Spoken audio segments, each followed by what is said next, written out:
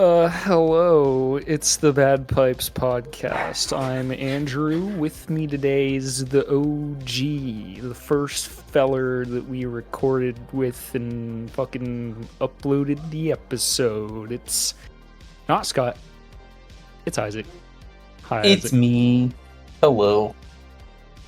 So, just the boys. It's always just the boys. I don't know any girls. What is a girl? I'm a gamer.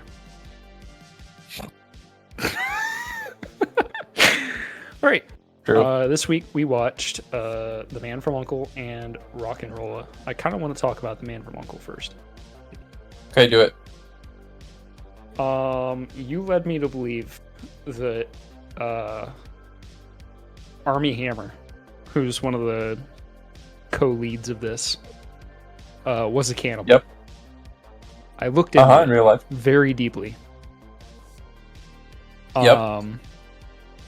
He wasn't. He was He just was. a dude who was absurdly kinky. Okay. Alright. He had what they literally define on Google as a cannibal kink. But I don't think he's ever eaten someone. Except for there's that no one proof that missing he has. jogger. Except for that one missing jogger in Los Angeles that they still haven't closed the case on yet. Fuck. I watched like a 2-hour video essay, as well as other. Did you read all? materials. Did you read all the direct messages? I didn't read all of them, but most of them are just kink shit. Yeah. Which, you know, Yeah, as long it's as pretty it's gnarly. not going overboard. He liked to drink cares? blood of people that he was sleeping with. Maybe. I don't know if he ever did though. You know? Okay, so what did you think of the movie, despite the cannibal kink of one of the men who's in it? Movie was good. Yeah, It's a movie great movie. actually made me kind of sad whenever I was reading through the stuff about Armie Hammer afterwards, because I was like, man, he was like good. He was really good in this. He was really good. Him and Henry Cavill's little banter back and forth, their relationship in the movie is great. Alicia Vikander's great. Yeah. Super fun movie. Yeah. Old school James Bond vibes. Yeah. Like everything kind of culminating and them like attacking the fortress at the end. Felt very old school James Bond. Yeah, it was really good.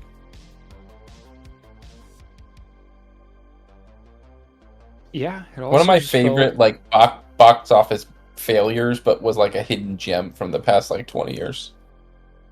Yeah. This was It also felt like Guy what? What were you Ritchie gonna say? at like, well, I was gonna say it felt like Guy Ritchie. It feels like a Guy Ritchie movie, but not in the way that like Snatch, Lock, Stock, or how we're gonna talk about Rock and Roll, but just in like the way that he films action, I guess. Yeah.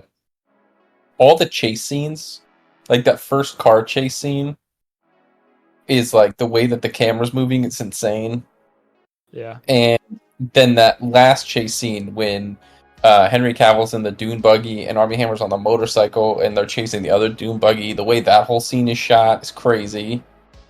Yeah, and the way like they're all taking different paths and like obstacles keep popping up and they keep getting across the obstacles in different ways, and then Homeboy like flips and lands a fucking motorcycle on himself and then like still gets up and beats some ass. Like, Yeah, that's so the other good. thing. Guy Ritchie does this thing with Russian characters where he's like, yeah, they're everything don't but die. bulletproof.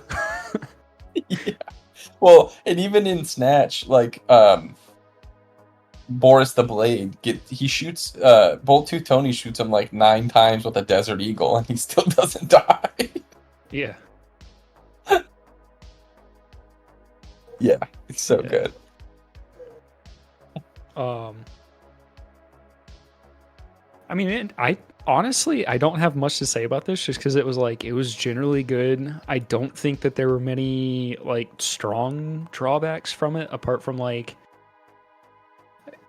I feel like Guy Ritchie is unlucky in that like the franchises I wish he would have gotten to make series out of, he didn't, and the ones that he did are like just I'm nonplussed about. Like Sherlock Holmes, I don't fucking care about Sherlock Holmes, dude. I never have.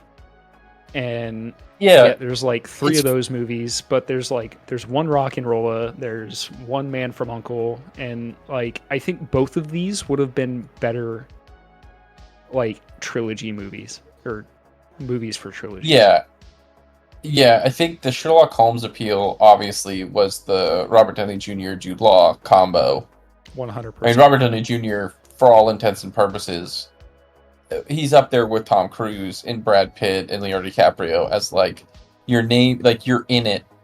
It's like a guaranteed chunk of money, right? Like people are gonna see it no matter what. Yeah, they're like RDJ. That's at least $500,000 on return. If we stick someone else, and it's like maybe another 250. Yeah, with RDJ, I think it was 35 to 40, regardless of who else is in it or what the movie's about. What he gets paid. I just mean like movie. No, what he'll get, like what he'll bring into the movie. And that's like a low estimate now because post Endgame he's like gold. I mean, I think lots of people saw Oppenheimer obviously because they wanted to see Christopher Nolan movie, but also it's like, oh, RDJ's in something. He hasn't been in anything since Endgame. Yeah, definitely the cast was a big draw for that one. Yeah, even though the editing was atrocious and I thought the movie was bad, it went on to do really well. So wouldn't know. Never saw it. I'm very excited. I loved Barbie. Barbie's great. I am very excited for the Peaky Blinders movie that is being filmed shortly, that is coming out next year. That is going to be great. Yeah, I'm like 50-50 on it, because I've heard some like production details that were a little worrisome. But seeing Cillian Murphy in that character again would be great. That's what I mean. Yeah, I just want to see him do that. Did you ever see Free Fire, the movie Free Fire that he was in? No. Ben Wheatley directed it, the guy who did High Rise and A Field in England. The whole movie takes place in a warehouse, and it's like a arms deal goes bad, and Cillian Murphy plays like an Irish mafia guy. Very good. He's very good in that. It's very fun. Armie Hammer is in that as well. No way. Does he someone? No, he doesn't. Not in that one. But yeah, it's an unhinged text in it. He's actually not unhinged in it. He's pretty chill. But that, like, The Man from U.N.C.L.E., when that came out, I remember just being like, oh, like, Henry Cavill was already Superman, I think, when that came out. So I was like, okay, he's set. But, yeah, but this Armie Hammer guy, the only thing I've seen him in was The Social Network as the Winklevoss twins. So it's like, I don't know who this guy is, but I feel like he's going places. And then he did some stuff, but nothing really massive. And then he did The Lone Ranger, and that just flopped bad. Mostly because they had Johnny Depp playing Tonto, which is just not a good call. Yeah, I mean, that was bad Disney going, oh, Johnny Depp is our big money maker right now. We have to have him in everything that we do. And it was Gore Verbinski who directed the first 3 Pirates of the Caribbean movies, so it was like, bring them together again. Make magic. And all right, Man the from movie's U.N.C.L.E. not bad. Yeah, go ahead. I think we both give it a recommend, right? Oh, yeah. Yeah. It's up there. I would say, to me, it's a hearty 8.5 out of 10. It's just so entertaining. I think I would also give it an 8.5. It's a great movie. Super fun. Yeah. Now to go to the Golden Goat, the Golden Goose. Right, Rock and Rolla. Our most beloved. I, without buying it, the only place I could find this was the local library, and they had one copy. It was a DVD. Library wins. It was fucking scratched. So I had to fight it like twice, and I was like, I can't believe I'm having to fight the movie to get it to play. I'm so Yeah. spoiled on like the modern streaming era. Also, I know. this It's DVD had crazy. 12 ads before the title card where you start the fucking What? movie. It had 12 Really? ads from 2008. Jeez. It had ads for like Fear 2. Wow. Yeah, I was like, this is Wow. fucking Okay. crazy. And I didn't realize I could skip them because I was pressing the wrong button on the fucking Xbox, which also was like a revelation to me. I was like, wait a second, I can play DVDs. We have an Xbox that's sitting in there unplugged. So, yeah, I have a whole new avenue of watching movies now. Let's But go. yeah, Rock and Roll. From like the first time I ever saw this movie, loved it. I've seen this movie definitely at least double-digit times. This is like one of my favorite movies of all time. It's so good. Um, It's so good. I get some people's complaints with it, but at the same time, like, I think one of the arguments levied at this is typically like the characters are more flat than in his previous movies, right? Which around this time would have been like Snatch and Lock, Stock, Two Smoking Barrels. But he was also going with like actors that at the time were not like super big name actors. I think Gerard Butler would have been the biggest guy in this, coming off of like 300. Yep. But like Idris Elba at the time wasn't huge. Nope. Mark Strong was like a recognizable face, but like definitely bigger in England than over here, I would say. Yeah. Toby, what's his name? That's the Toby Kebbell. Toby Kebbell was a nobody. Like, I think he was in Yep. Alexander, and that was like pretty much it before this. Right? Alexander came out before this, right? Mm-hmm.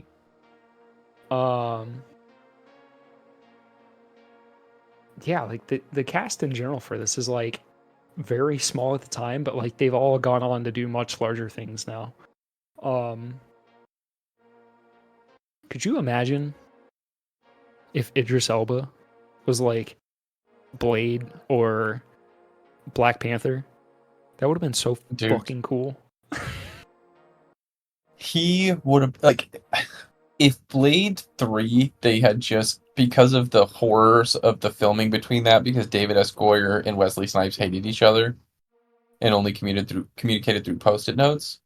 If that movie just had never gotten made and they instead just recast Idris Elba to play Blade and just done like a Blade whatever, I would have been like, yes, I will pay for that. Because Blade 3 is so bad. The first two Blades are so good. Blade 3 is so bad. It's so bad. Like Blade 1 is just like solid. First like successful comic book movie that like I think was pretty universally liked. The second one definitely deviated a little bit, but like I think everything that Del Toro brought to it was fantastic. All the weird world building stuff that he did with Hellboy. Yeah, and even his show that he did was The Strain. Like, if you watch Blade 2 and then you watch The Strain, you're like, this kind of feels like an unofficial sequel. Oh, yeah. But then, like, yeah, like what you're saying, 3 is just fucking, what were they thinking? Dog shit. Like, there's certain things about it that are good. Like, I thought that Ryan...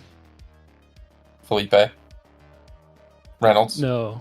Ryan Reynolds, yeah. Ryan Reynolds was like one of the better parts of that movie, which is funny because he like feels like he does not fit in that movie whatsoever. The villain was so fucking bland. Yes. It was what was her name? That was like the main girl in that movie. Jessica Biel, Jessica Biel. Whistler's This was daughter. back Yeah, whenever Whistler's everyone daughter. thought that she was gonna be like the next big Hollywood starlet, and then she did like nothing. I actually remember after that movie came out, she won an award for the shower scene in that movie from the like the Spike Men's TV or Men's Movie Awards or whatever it was. Oh God.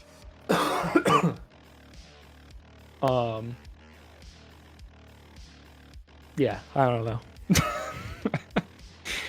Back to Rock and Rolla. Guy Ritchie. This was like Guy Ritchie at Guy Ritchie, and the most he's felt like Guy Ritchie since Rock and Rolla has been the Gentleman TV show, I think. Which is me just saying that because I haven't seen the Gentleman movie, which I hear is like kind of okay, but maybe not so good. Yeah, I also think his King Arthur is pretty Guy Ritchie too. Even though a lot of people didn't like it because the CGI, I still think it's very Guy Ritchie in the way things are shot. Yeah. And like the style of it. Yeah.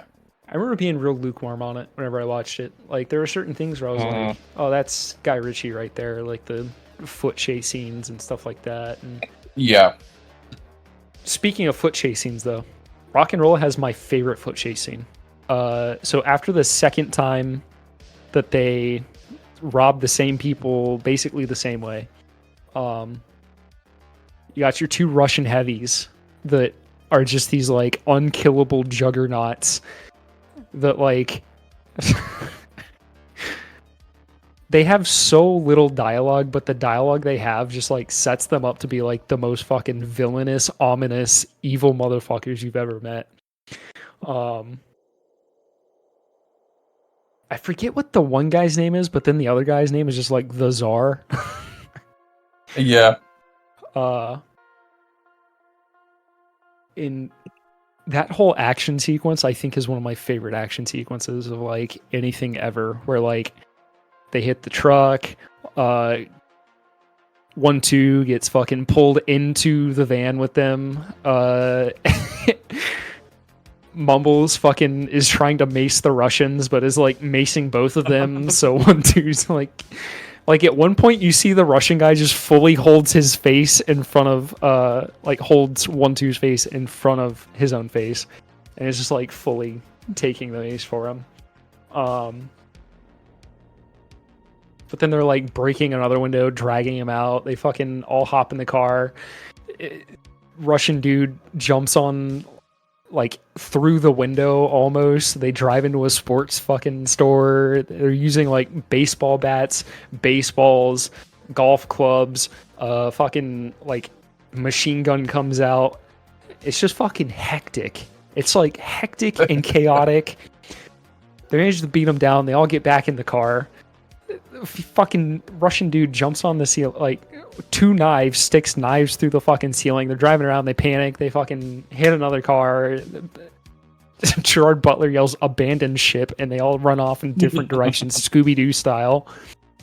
Then there's like a cop chase scene there with Bob, and who's played by Tom Hardy, which we didn't even mention, but like Tom Hardy. Yep. He goes off his own way. Mumbles pretty much gets out like with nothing going on. Gerard Butler outpaces the bigger Russian guy and is like, haha, you fucking suck. And then like the Tsar shows up and it just like drops the bulletproof vest, unstraps everything. It's just like shirtless, perfect running form, chasing him down the fucking like the railway. Like, and I didn't think about it. I didn't think about it back in the day, but I think this is one of the first times that I saw, like, in cinema, these, like, stabilized shots. You know what I'm talking about? Mm-hmm. Where, like, the camera's stabilized on their face, but the background is all, like, jagged because they're moving and whatnot. Yep. I can't think of a movie before that used that. Yeah, that was like the first time I remember seeing it too. And then he used it again in Sherlock Holmes, and then it's been used in other movies too. Ruben Fleischer used it a couple times in some of his stuff. Yeah, I mean, it's in It. Whenever the clown's dancing, it fucking stabilizes on him, and the background looks all fucking sketchy, and it's unsettling, but like in this it plays this it reinforces the difference between the states of the two men, right? So you have the Tsar who, like, even though the footage is stabilized on him, it's like very paced and steady and controlled. And then you've got like Gerard Butler's character who's like at this point breathing ragged, and you've got like the difference in the breathing between the two of them, the difference in the running pace. There's just like so much characterization that happens in that scene without like any dialogue being used. Yep. Getting into the tunnel, hitting him in the back of the head with the 2x4, the Russian guy just giving him the fucking like evil eye basically, and then him being like, blow me. So good. Yeah. And like that whole scene is told like as if it's being told, right? So like in the movie, it's 1-2 telling the story to oh shoot, what's her name? Stella. Yeah. By, it's Thandaway Newton's character, yeah. Yeah. And at the end of it, the fucking Russian guys have been like following 1-2. The boys drop 1-2 off at home. They sneak in. And it's the second time in the movie that you get a scene where like someone pulls the headphone cord out and music starts playing. Mm-hmm. And it like becomes the soundtrack for the movie. What's the term for that? It's not like there's diegetic sound. Yeah, diegetic sound. There we go. A lot of diegetic sound in this movie. Yeah. Zack Snyder. Yeah. There's also there's also Matt King is in this. He plays Cookie, and he's like a Guy Ritchie favorite, but he's also like just a British favorite. He's kind of in a lot of things, but most notably he plays Super Hans in Peep Show.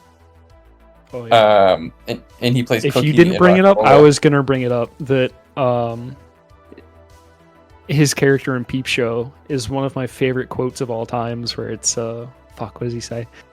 He's like, Jeremy, you can't trust people. People like Coldplay and voted for the Nazis. For the Nazis, yeah. Yeah, it's such a good quote. That's when they're trying to figure out the name for their band, right? That show was the Peep Show's amazing, but well, in Peep Show, they were trying to set up a bar, and one of them was like, yeah, you got to put a little clover in the beer foam or something like that. And he's like, people don't want that. And he's like, you can't trust people. That's right. Yeah. That show's amazing. And Matt King is so good. So when he shows up in movies like Rock'n'Rolla or Bronson, I'm always like, yes. Yeah, he plays serious very well. He does. And I'm pretty sure he gives he tells them about Johnny Quid, and it does that thing where there's like the smoke transition, and you see like this. It's like the slow mo of him sitting there smoking, and like he's got a revolver in his hand. He delivers that like hard freaking. It's basically a monologue. It's not really a monologue because he's talking to someone, but like have you ever listened to the sound of a man sucking his life through the pipe or whatever? And yeah, there's a lot of like really good writing in this movie. Yeah, Guy Ritchie was on it for sure when he wrote this. He was really swinging for it. Yeah, like I think the writing in this one is the closest to the writing in like The Gentleman Show. Mm-hmm. Because like I feel like Rock'n'Rolla has, I mean, it has bits, but like it doesn't have bits like Snatch did, or even it's been a while since I've seen Lock, Stock, but like the slapping people stuff, like even those smaller bits in Rock'n'Rolla have like greater, they serve to characterize certain individuals, right? So you get the very first slap is like, no, do it right. And you've got Mark Strong's character, Archie, talking about like the purpose of a slap, basically. um, how when you slap a guy right, it sends him back into his childhood or whatever, like mentally, and it just like makes him listen or talk or just basically do whatever you're told. Um, and that actually serves to characterize Johnny's character later on because you get the flashback to when he was a kid, and even as a kid, when he got slapped, he would just fucking stand up again and like spit in the face of authority, right? Which is what a rock and Yep. roller or a punk or a rocker or what any of these people like, that's their fucking thing that they do, right? And that's Right. also what these like criminals do, and that's why they mesh together so well. Or at least I think that's what Richie was going for with this movie. This movie also has one of the funniest and best sex scenes in a movie ever. I told The Shelby way that that this is my favorite sex scene in any movie, and she was like, it is the "Why? Nothing happens." it is the funniest thing. It is so funny. good.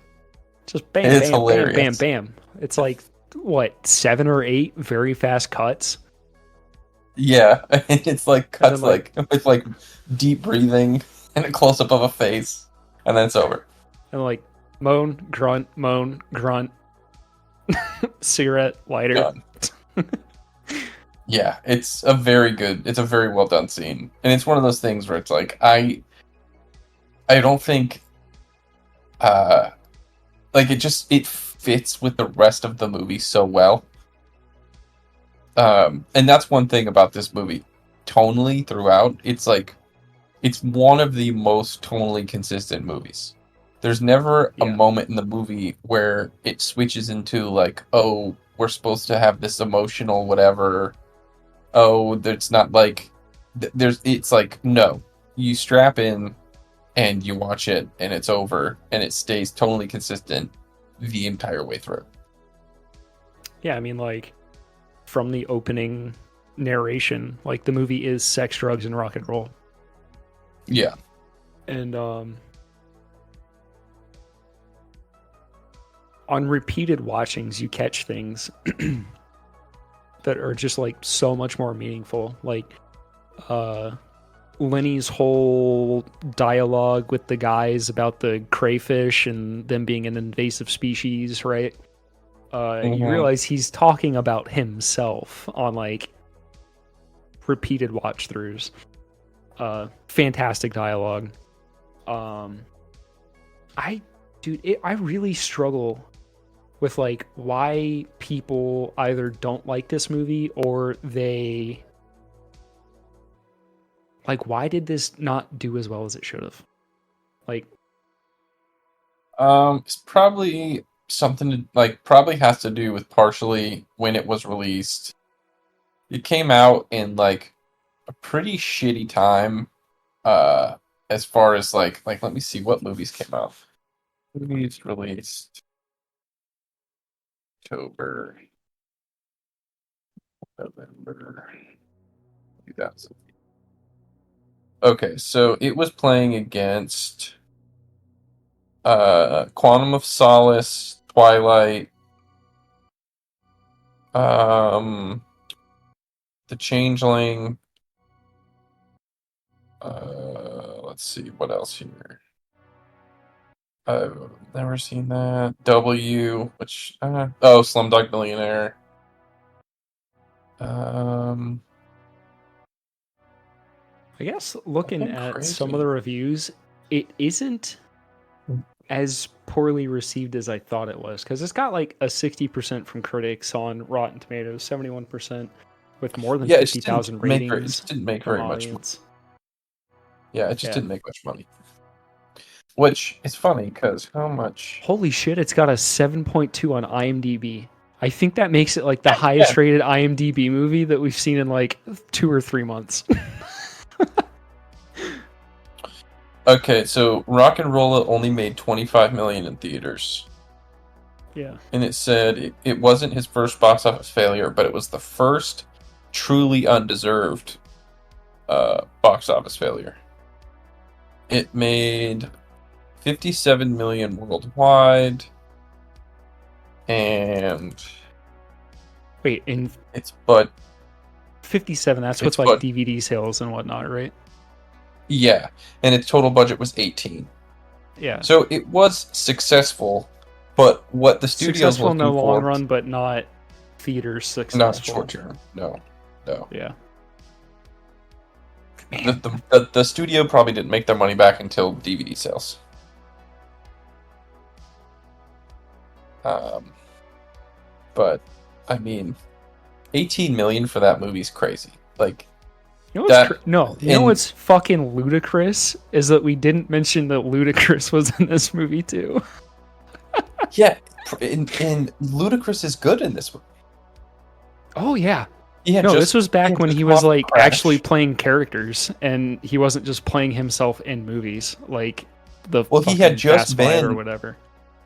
he had just been in Best Picture winner Crash, which is not a good movie, but he had just been in that, and so he was like hot. He was in Hustle and Flow before that, so he was like he had some pretty good successes, and then he was in this, and this didn't do great, but it was critically pretty well received, and I'm sure he had a blast. And then it just he got attached to the Fast and Furious wagon, and it all went downhill.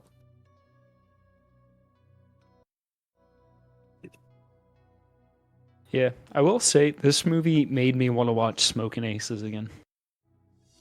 Yeah, Smoking Aces is another good one.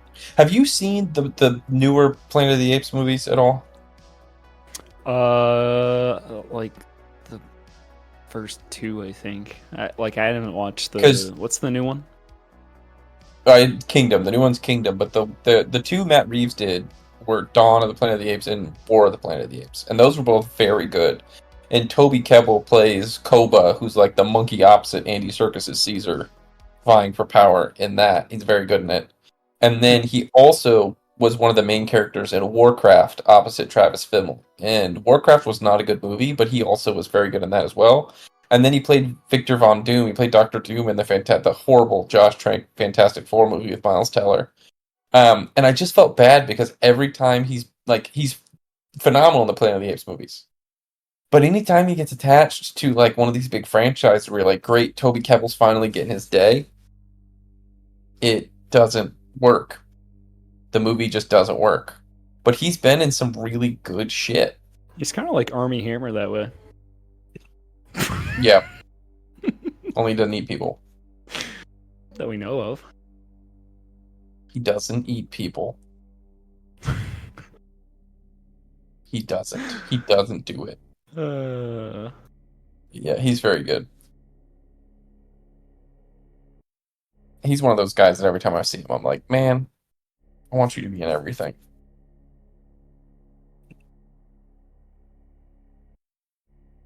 Am I getting people mixed up? Is Jeremy Piven in Smoking Aces, or am I thinking of someone else like Jeremy Irons or something? He might be in Smoking Aces. I haven't seen Smoking Aces in forever. He is. He's in Smoking Aces. He is, yeah. Yeah, he's He's Buddy most Israel. He's like notably the guy from- everyone's trying to kill. Yes. He's most notably from Entourage. But yeah. Smoking Aces is also a movie that I think is like criminally underrated. If you're going into it expecting like a really serious movie, you're gonna be disappointed. But if you go into it just thinking like, oh, this is gonna be fucking insane, like there's gonna be like just weird shit going on, you are way happier with it. It's Joe Carnahan, and that's kind of his bag. Joe Carnahan makes those movies. Like, Well, just like the fucking cast in that movie: Ryan Reynolds, Ray Liotta, Jeremy Piven, Ben Affleck, Chris Pine, Andy Garcia, Jason Bateman, Alicia Keys, Common, Kevin Durand. Like it just goes on and on and on. Joel Edgerton. It's fucking crazy.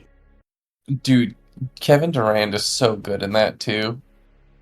He's so good. I love Kevin Durand. Anytime he's in anything, I'm like, Chris fuck Pine, yeah, and whoever the fucking third guy was playing like neo-Nazi fucking lunatic brothers or whatever is they're so good. It's amazing. It's like, hey, we've got like there's a mob hit movie, but we're gonna put some fucking Mad Max characters in there. Okay, and they're playing the fucking Yeah, Mad cool, Max cool. characters. Yeah, he was in The Strain too. He was in that TV show, Yeah. the Oh, I Del know. Toro one you talked about earlier. Yeah, he was very good in Oh, that I know, too. buddy. I follow Kevin Durand. Yeah, He was he's in the Kingdom of the bomb. I Planet of love the him. Apes. Did you know that? He's in the new one, yeah.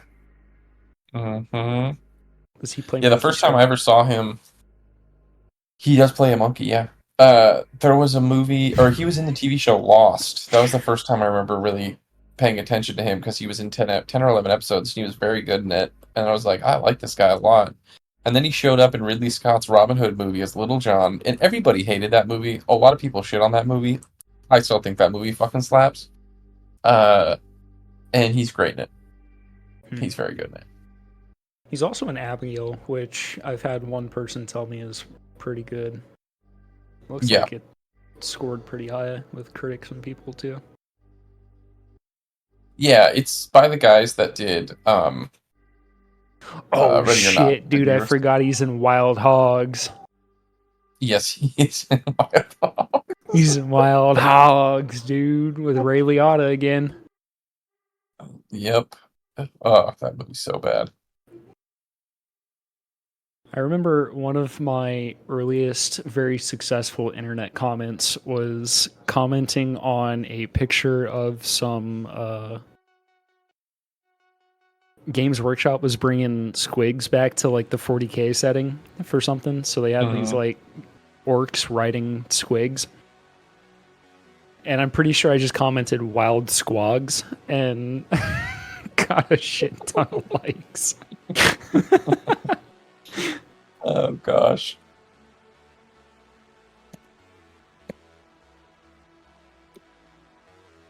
Me and the boys riding up wild squogs. Rock and Rolla, 10 out of 10. 10 out of 10. This is a 10 out of 10 Pretty in my perfect. heart.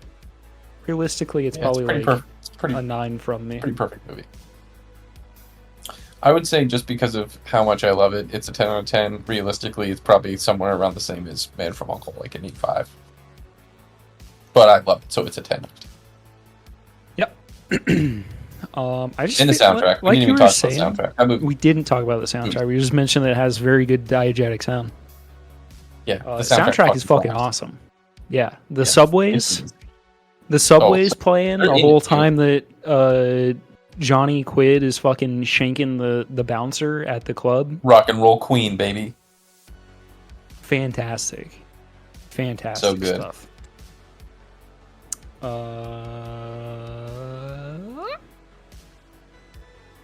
Yeah, I love it. Do you I want to kinda wish cover Scott was some? here. I wonder what he would think of it. He'll let us know next week. He'll let us I'm know. pretty sure I forced him to watch this back in like high school, so I'm pretty sure he's seen it before.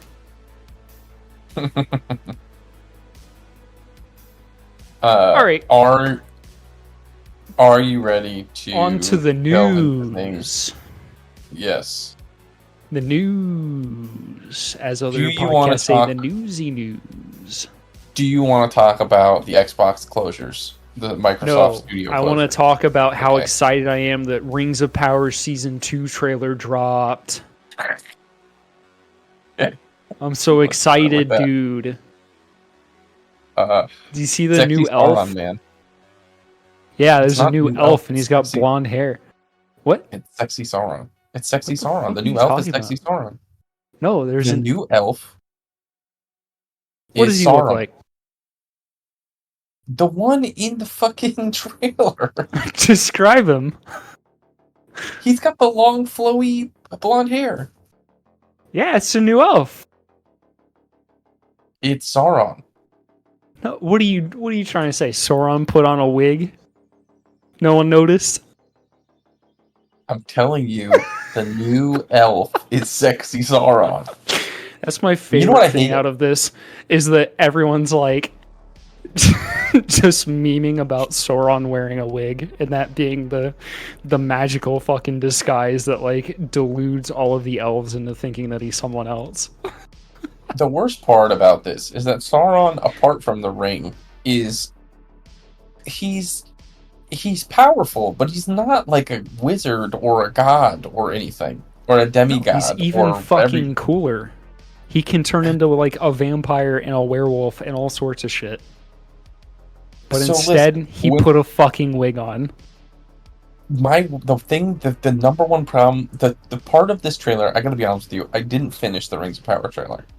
The season 2. Because as soon as everybody was pulling their swords out, standing around sexy Sauron, and he flicked his wrist like some sort of fucking Sith Lord, I was like, we're done here. I'm done. You don't have force powers. Fuck you. It's over.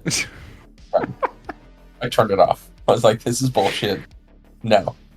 I didn't finish the first season. I got to episode 6, and finished it. I was like, yeah, I'm done. I'm not watching this dog shit It was a anymore. train wreck that I had to just keep fucking going. I was like, literally every episode, I would just fucking. There'd be like multiple moments where I'd pause it and just groan, and then Shelby would be like, "Stop!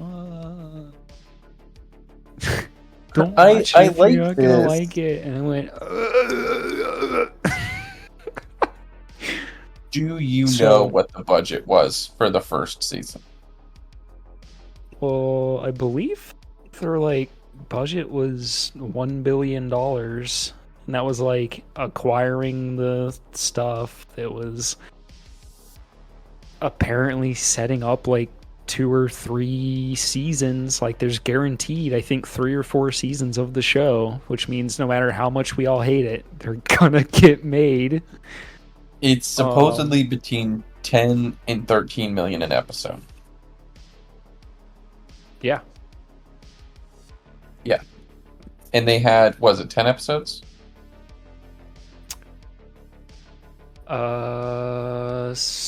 Might have been 8, but maybe 10. I can't remember.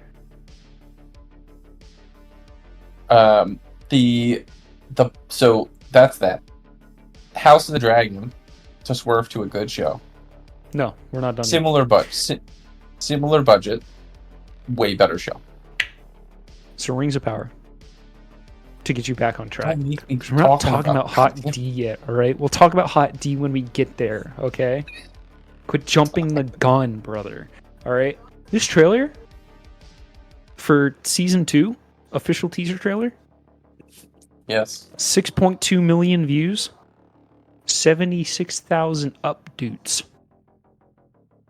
390,000 down doots.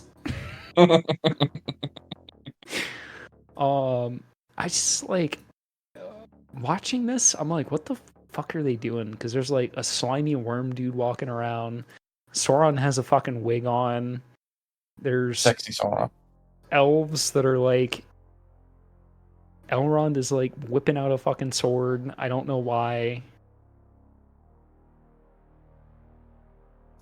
To keep it in the world, in the realm, did you see what Warner Brothers announced about the Gollum movies? I mean, I heard they were announced. I know that it's Andy Serkis directing and probably playing Gollum, and that it's what's his name? The director from Peter the old Jackson. ones. Yeah, Peter they're all Jackson's coming back. producing it. Mm-hmm. Yes. Do you think they dropped this trailer because they just announced those movies? No. No, I think they dropped the trailer because it's supposed to be coming out sometime soon. But the biggest problem, or the number one thing I think too right now, is like gauge The audience. first episode of season 2 is August 29th. Just to toss that out there. Oh, okay. Well, I think it's kind of like gauging interest too of like where people are at with it. It's just not like the first season was not good. And this is the problem. Whenever you have an IP and you go, this is good, but we want to tell a story in the world with a little bit of information that was given, or we're going to expand on. When you do that, but you completely separate what you're doing from the overall tone of every other story told previously, you alienate your audience, which is what they have done here. The tone of this show is so batshit and is nowhere close. I mean, the tone is batshit. The fucking writing is whack. The dialogue is whack. The costuming is whack. Dude, everything about it was like, what the fuck are they thinking, man? Yeah, it's real bad. I remember... it's real bad.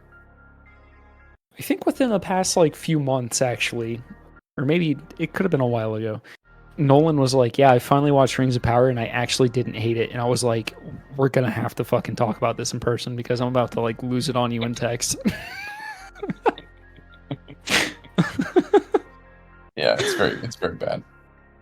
Like, fucking evil magic sword that is just a key. Fucking Rube Goldberg machine that sets off a fucking volcano by letting the water flow up the fucking volcano. Yeah. Galadriel being the fucking warrior princess for some reason instead of, like, majestic magical woman like her character is. Sauron, everything about Sauron just wrong. The creation of the rings in the wrong order, wrong. Like, it fucking pisses me off, dude. Like, it pisses me off because the Silmarillion was, like, one of my favorite fucking books growing up, and, like, I don't even want to touch anything Tolkien anymore because I know that, like, more of this shit's coming out.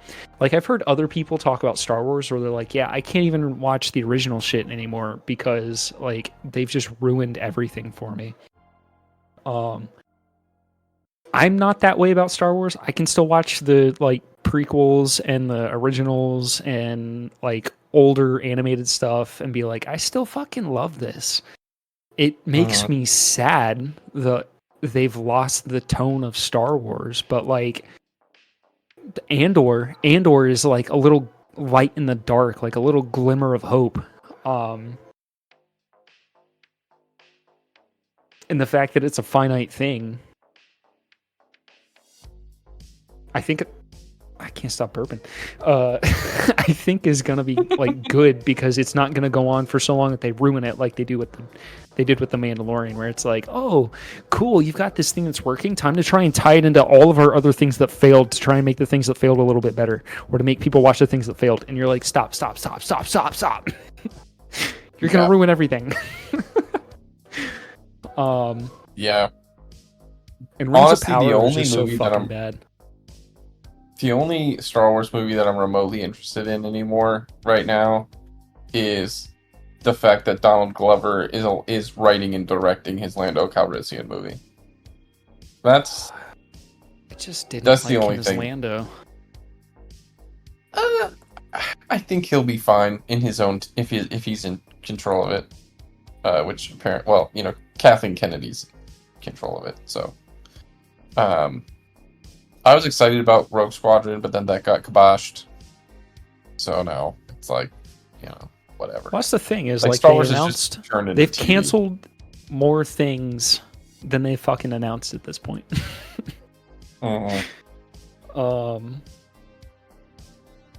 Anyway, season 2 Rings of Power. Everything I saw in this trailer just made me, like, it just looks like more of the same. It didn't get me excited. I hated the action in the first season. I have no doubt that they're not going to change anything for this season.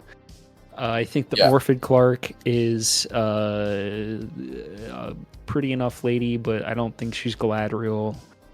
Her, like, I think she could have been a great. She gets every time she's thinking too hard makes me angry.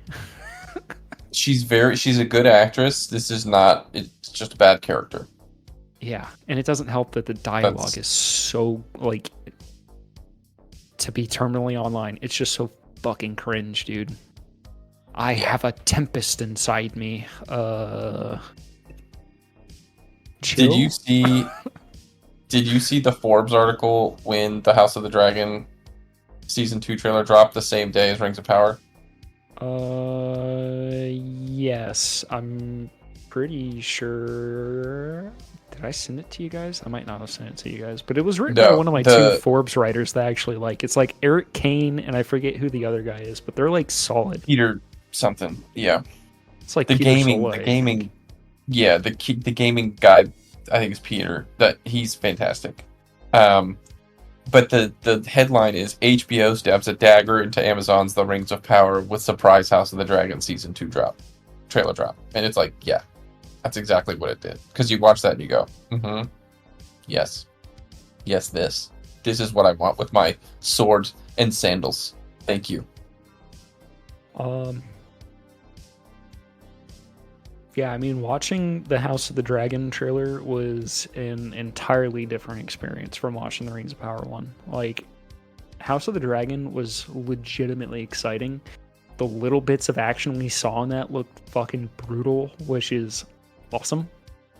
The dragons look fucking spooky like they did before.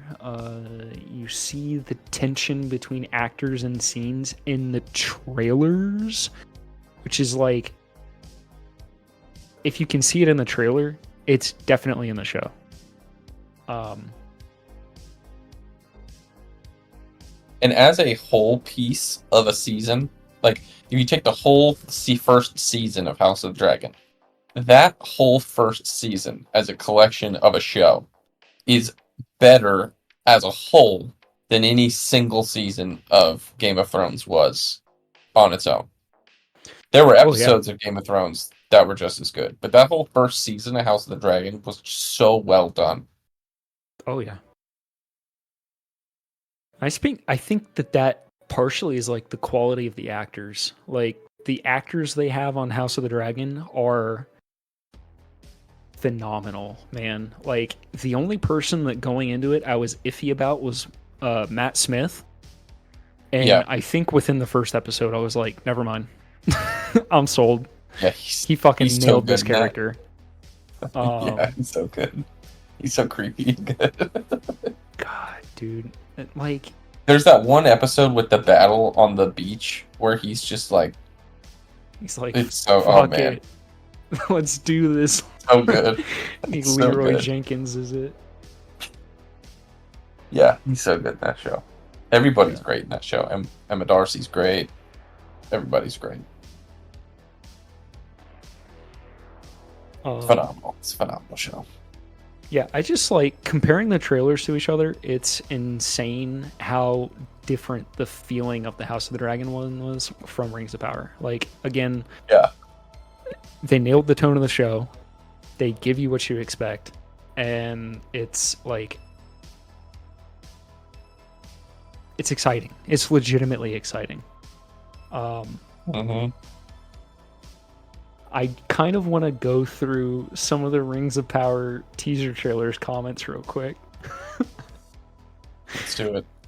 So, first one. What impresses me the most about this trailer? ... They haven't turned the comment section off. Next comment. But they were all of them deceived, for another wig was made. Gandalf, you shall not pass. Balrog puts on a wig. Gandalf, oh, my apologies, you may pass. Galadriel, no man can fool me. Sauron puts on wig. I am no man. Oh, here's a fucking deep cut. Do you wear wigs? When will you wear wigs? You know what that's from? Back in the day, Elijah Wood was getting pranked by what's his name, who plays Mary, I believe. Oh yeah, Dominic Monaghan. Yes, It was like a fake interview got set up because Elijah Wood had a movie that was coming out, and so Dominic Monaghan uh, was like interviewing as if he was a German guy, and he's like, "Do you wear wigs? When will you wear wigs?" and and like Elijah Wood just fucking loses it, like just starts like screaming, laughing, and he's like, "What is going on?" And then I think eventually Dominic reveals himself because it was like a phone interview, you know, from like back in the day. Fantastic. Look up the video. It's wonderful. One wig to rule them all, one wig to hide him, one wig to fool them all, and now they cannot find him.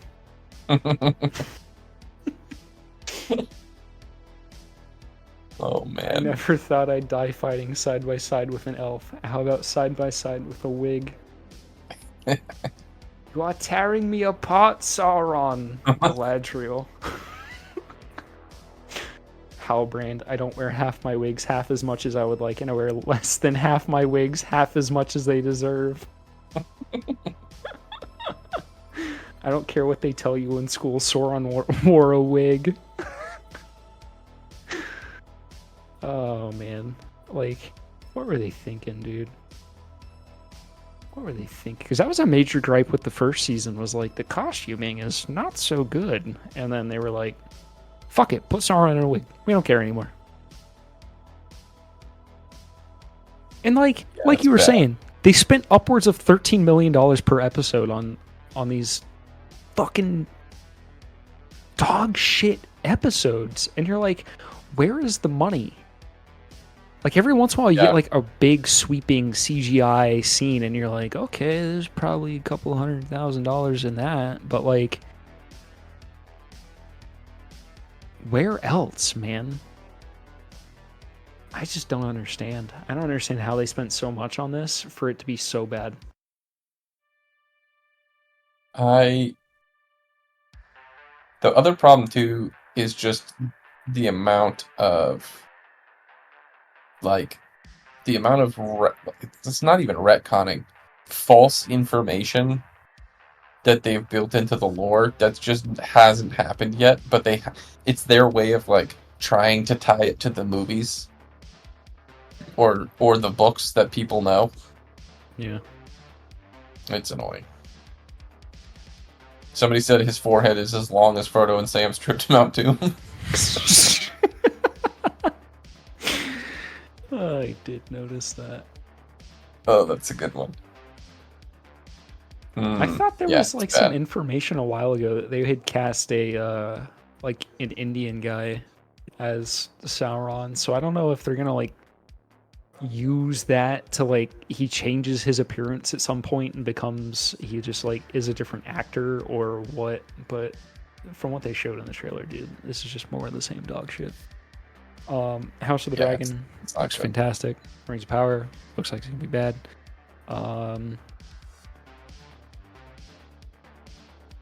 Yep. I think that's everything. Yeah, I think we've covered it. Well, anything else? Nope. I'm good. I feel satisfied. Are you satisfied? I guess. I wish Scott would have been here so we could have argued about something. He probably hated rock and roll. I don't know what we would have argued about, but no, I think he definitely would have liked rock and roll. I know. I just thought it would have been funny if he did hate it. If he was like, you know what? I can't stand Gerard Butler. I'd be like, you're wrong. Oh! We gotta talk about one of the better scenes in rock and roll. Whenever Bob tells 1-2 that he's like, oh, it's gonna be like my last night out for like before I go to prison for 5 years, and he's like, I want you, and he's like, what the fuck? Yeah, because it's such a good scene, dude. Because like, if it was just like a homophobic scene, you'd be like, this didn't age well. But like, he gets back in, he like profusely apologizes, and then like they end up having this like wholesome moment out of it. And it's just like such a good depiction of like buds being buds, you know? Yeah, and you could tell that like Bob still he just wants 1-2 to feel the same way, but when he realizes he's not going to, he like accepts that, Yeah. and they just keep going.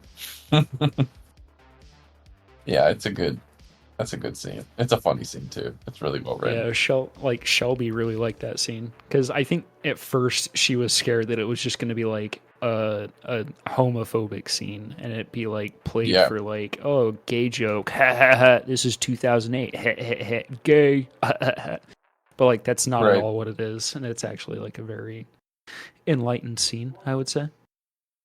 Yeah, Speaks to the yeah. quality of the writing, I would say.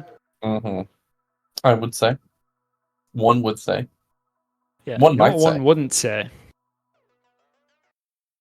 They wouldn't rings of say, power is good.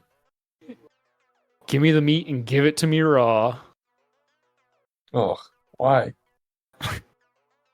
What if I just ended the episode after that?